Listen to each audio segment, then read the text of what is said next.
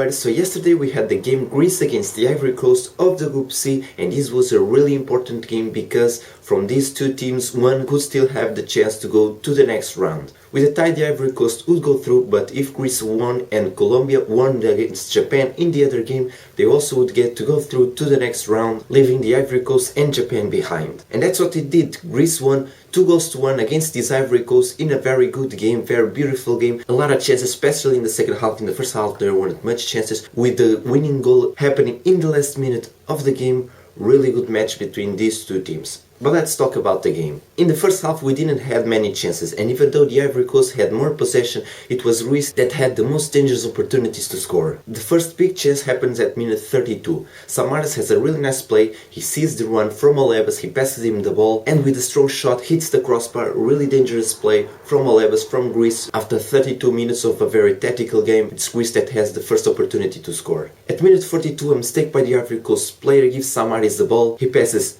to Samaras, another player with a very similar name, that makes a really good through pass to Samaris once again, and he scores the first goal for Greece. The game is 1-0, Greece is winning the game, and with this result they would go through to the next round. Greece is winning at this point. Before the end of the first half, the Ivory Coast has a really nice play. Yaya Touré is with the ball in the right, a very nice individual play, taking two defenders out of the way, but his shot is deflected by a Greek defender and the goalkeeper grabs the ball. In the second half, the game was much more exciting with much more opportunities for both teams. With Greece winning, they played a little bit more down the field, more defensively, even though they took every chance to go on the first break and try to score a second goal. They gave up possession to the Ivory Coast, letting them go a little bit up the field, but they were very focused, very organized defensively, and as I said, always looking up the field, trying to catch a fast break to completely kill the game. And at minute 53, Greece gets another chance. Lazarus has the ball on the right, he takes one defender out of the way and shoots, but the ball goes a bit wide and they can't score. At minute 58, Samaras receives the ball, nice work by him, holding up play, then passes to Salpingides that with a very nice shot gives the opportunity to the Ivory Coast goalkeeper make a nice save. At minute 67, Kalou has the ball on the left, he dribbles around two defenders really well, shoots the ball, but once again the ball goes a bit wide. The Ivory Coast is looking for the score, but they can't find it. At minute 68, Greece has the ball once again, a very nice team play involving several Greek players. The ball ends up with Karagounis, and once again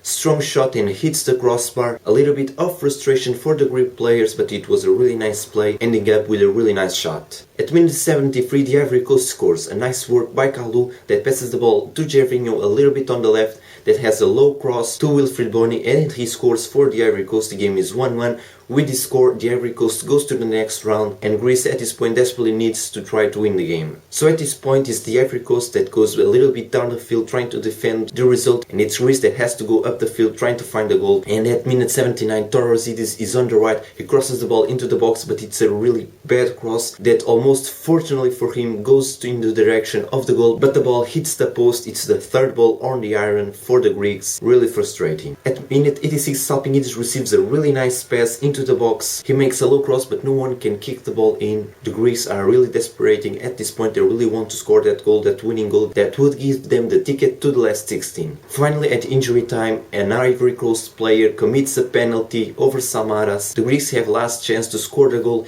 and Samaras himself goes to take the penalty and he converts. He scores for Greece. They win the game because the referee stops the game right after the penalty kick. They are through to the next round. So everybody, the game ends up with a win for Greece. I think it's a deserved win. They were the team that, even though they have a little bit less of possession, they had the most dangerous chances. They were the team that went looking for the goal. Even when they were winning 1-0, they gave up possession, but they look at fast breaks and they went up the field when they had the chance, tried to have that score, and they deserve, I think they deserved the win, especially because of this game. So everybody, the players that had the best game for me were for the Ivory Coast. Drogba had a decent game, Yaya Touré played well, Serge Aurier played really well, Gervinho had a really nice game, and for Greece, Olebas was really good, Karagounis had a really nice game, Salpingides also played good, but for me the man of the match is Giorgio Samaras. Not because of the goal that he scored, that was the penalty kick, but he played really well. He was really good holding up play, passing a ball with teammates, really important in the offensive power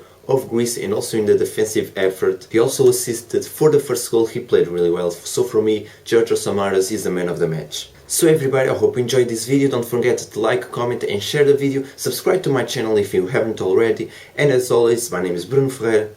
I'll see you next time.